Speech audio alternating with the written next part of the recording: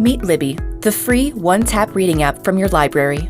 With Libby, you can borrow free ebooks and digital audiobooks from your library. All you need is a library card. When you open Libby for the first time, she'll help you find your library. Then, you can explore your library's collection and borrow titles or place holds instantly.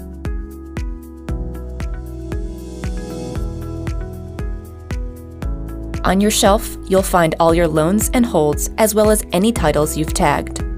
Loans are automatically downloaded for offline use when you're on Wi-Fi.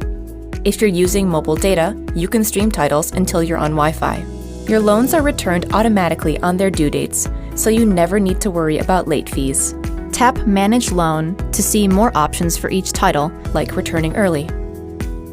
Tap a title to open it and start reading. If you belong to a library in the United States, you'll see the option to send most ebooks to Kindle or to start reading in Libby.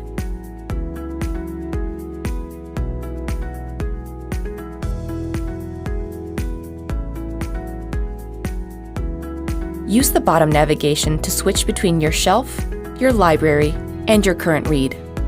In the Libby menu, you can add a library, change your app settings, get help, and more. Download Libby to start borrowing today. Happy reading!